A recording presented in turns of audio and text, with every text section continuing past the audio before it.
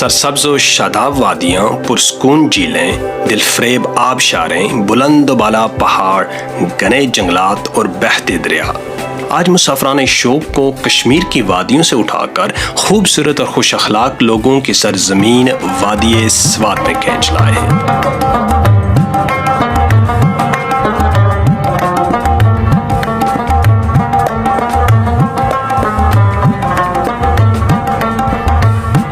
इस वादी में कुदरत अपनी तमाम तार रानाइयों के साथ जलवागर है। स्वात की खूबसूरत वादियों में एक नुमाया नाम वादी कालाम है। वादी कालाम कुदरती हुस्न से मामूर फितरत की फियाजियों का मुंह बोलता सबूत है। इस जन्नत नसीर वादी में दस्त कुदरत का एक ऐसा अनमोल शाहकार मौजूद है जिसे जुबान आम में मोहरन झील से मौसूम किया जाता है।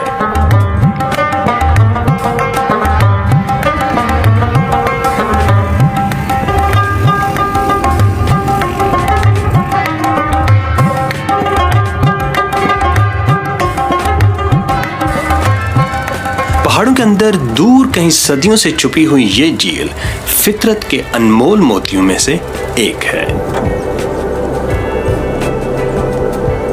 इस झील का बुलावा हमारे नाम आया तो आंखों में तलाश लिए कालाम से निकलकर दिलफरेब रास्तों से गुजरते हुए हम मोहरन की तरफ आज़मे सफर हुए।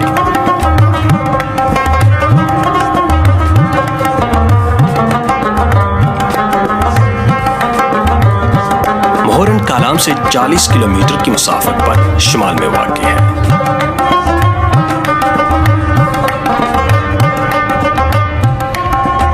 इस झील तक पहुंचने के लिए दुश्वार रास्तों के बाइस जीप या एक जानदार गाड़ी की जरूरत होती है।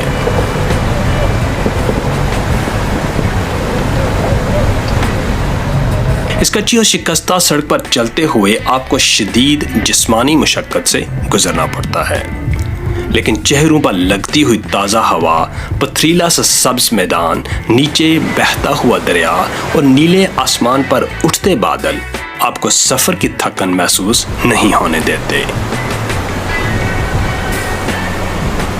दरिया के साथ साथ जाती पहाड़ों के दरमियान से बल खाती ये सड़क बहुत ही हसीन मनाजर की अमीन है।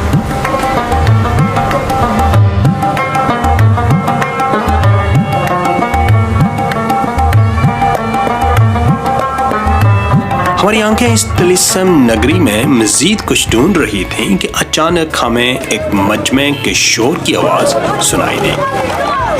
ये मजमा था क्रिकेट के शायकीन का, जिसमें छोटी उम्र के बच्चों से लेकर बड़ी उम्र के अफराद शामिल थे।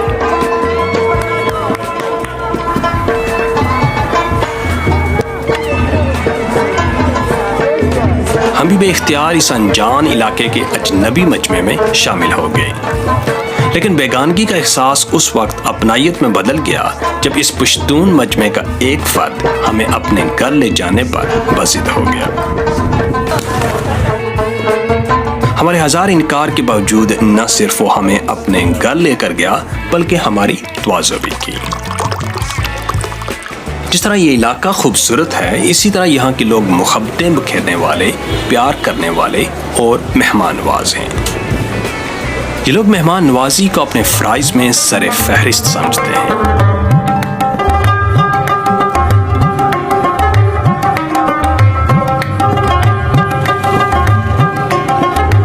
हमने अपने मेज़बान से इजाज़त तलब की और दरियाई नालों, बहती नदियों और कच्चे रास्तों से आगे बढ़ते हुए ऊंचे पहाड़ों के अंदर दूर कहीं सदियों से छुपी हुई मोहरन झील की तरफ रवाना हो गए। मोहरन जाते हुए रास्ते में बहुत खूबसूरत मकामात आते हैं।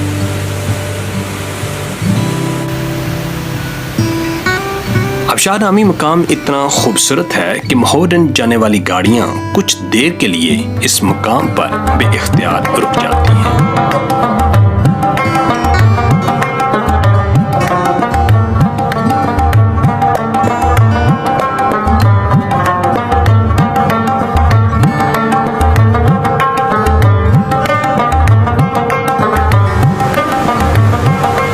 पथरीले मैदान से गुजरते हुए हम एक बार फिर घने जंगल में दाखिल हो गए। ठंडी ठंडी हवाओं के झोंके गाड़ी की खिड़कियों से टकराकर हमें ताजा दम कर रहे थे।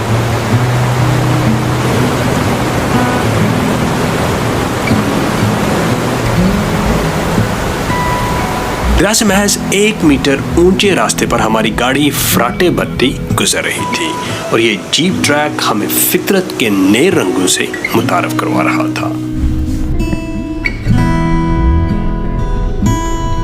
दरख्तों के साए में गाड़ी चलती रही और पहाड़ों में शोर मचाता, वसीला जाग उड़ाता, तंग दरों में बहता सब्ज पानियों का दरिया हमारी निगाहों की सिराबी करता रहा।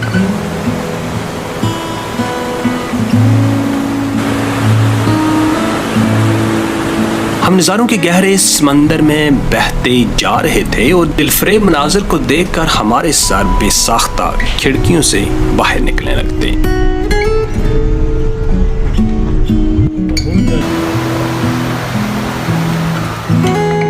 हमारी गाड़ी सरसब्ज पहाड़ी गांव में दाखिल हो रही थी और रास्ते में गांव के बच्चे हमें मुस्कुरा कर देखते और हम उनको।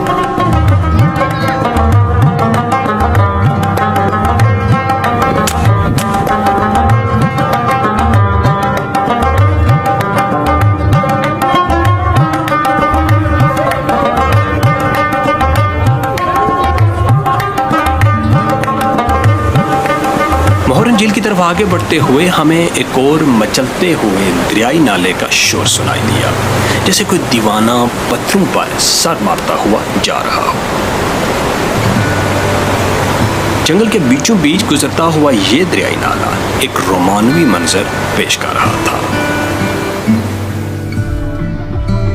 जगह जगह रुकने और इंतहाई खस्ताहाल सड़क की नाहमवारी की वजह से तकरीबन 6 घंटे के थका देने वाले सफर के बाद हम मोहरन झील पहुंच गए।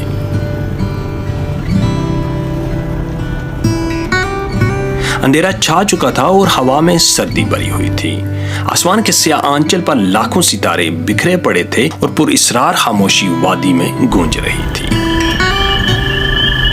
इस गुप अंधेरे में स्वाय चंद हेमों के दूर दराज तक आबादी का कोई नामो निशान नजर आ रहा था। फिर अचानक हमने एक शख्स को अपनी तरफ बढ़ते देखा। इस हंसते मुस्कुराते शख्स ने हमें खुश आमदेद कहा और हेमो बस्ती की तरफ ले गया। इस शख्स से इस अजनबी वादी में हमारी पहली मुलाकात थी, लेकिन उसमें इतनी मेहमान नवाजी और अपनाइयत जैसे हमें सदियों से जानता हो। जब सारा मुल्क गर्मी से बुलबुला रहा होता है, तब भी ये इलाका शदीद सर्दी का मंजर पेश कर रहा होता है।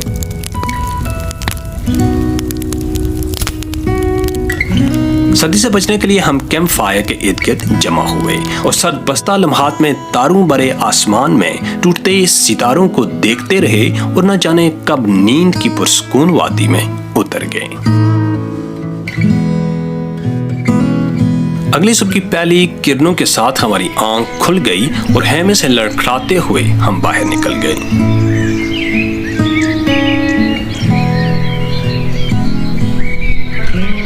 सूरज की धूप आहिस्ता आहिस्ता वादी में उतर रही थी। टहलते टहलते हम नदी के किनारे दरख्तों के झुंड में जा खड़े हुए।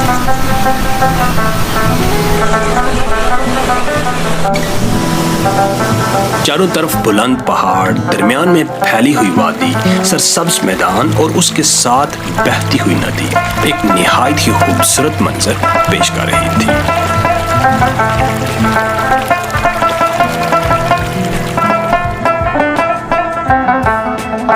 मैदान में दूर तक घास का सब्ज कालीन बिछा हुआ था, जिस पर बेशुमार हेमे नस्ब थे।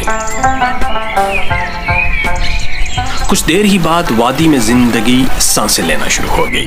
कहीं पालतू घोड़े चरते नजर आ रहे थे, कहीं चिमनियों से धुआं उठने लगा था, कहीं नई मुसाफिरों की आमद शुरू हो चुकी थी, तो कहीं नई मंजिलों के सफर के लिए तैयारी की जा रही थी।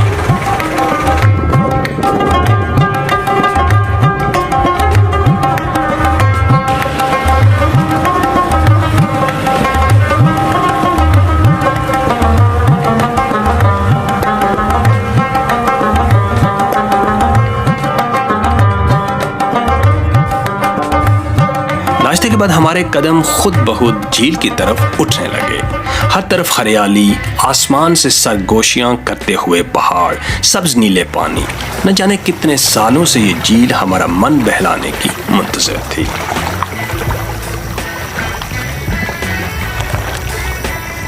हम कश्ती में बैठकर झील के तिलिस्माती हुस्न में डूबते चले गए।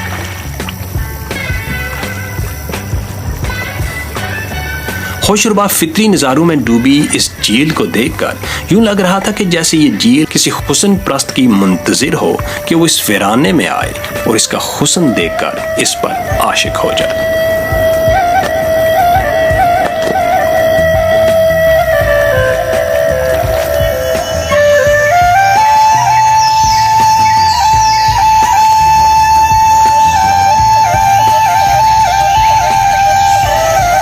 झील के उस पार जंगल नुमा एक सरसब्ज इलाका नजर आ रहा था जो हमारी मंजिल था।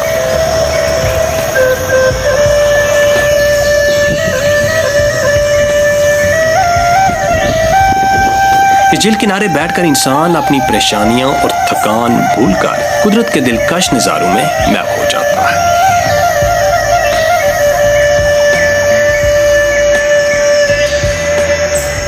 फितरत का हुस्न अपने दामन में समेटे ये झील गर्मी के चंद महीने ही अपने हुस्न के जलवे दिखाती है और फिर सारा साल बर्फ की चादर ओढ़े नई मुसाफिरों के ख्वाब देखती रहती है।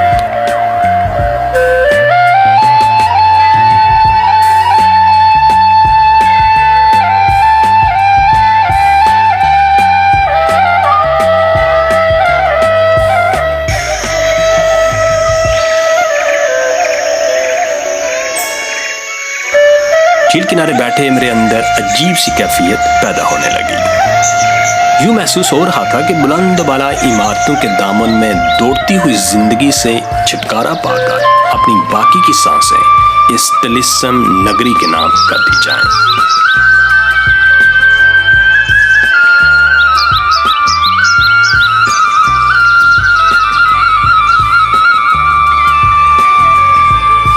शायद मेरे अंदर भी कोई खाना बदोश रहता है जो वीरानों में जिंदगी बसाने के हाथ देखता है।